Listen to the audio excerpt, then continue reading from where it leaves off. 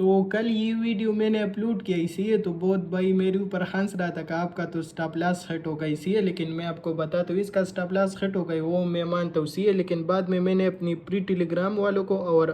खुद सही है ये अभी आपको नज़र आ रहा है बियरिश शार्क हार्मोनिक पैटर्न बन रहा था और उसका जो रिवर्सल जोन था 29,911 और 30,218 इसका रिवर्सल जोन बन रहा था सी है।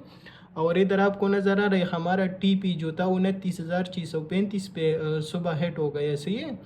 तो अल्हम्दुलिल्लाह हम मेरा जो लास था और मेरा ग्रुप वालों का जो लास होगा इसी है प्री अपकास्ट टेलीग्राम वालों का, तो अल्हम्दुलिल्लाह उसका जो लास था तो वह भी प्रॉफिट में कन्वर्ट होगा इसी है। और इसके साथ साथ मेरी वजह से अगर किसी का लॉस होता है तो फिर मैं उसके लिए डबल प्रॉफिट बना देता हूँ सी है। तो ये अभी आपको नज़र आ रही है दूसरा कॉइन्स का एनालिसिस उसको दिया था सी है C98 USDT का, और अभी आपको नज़र आ रहा है ये 14% डंप हो गए, तो आप लोग खुद अंदाज़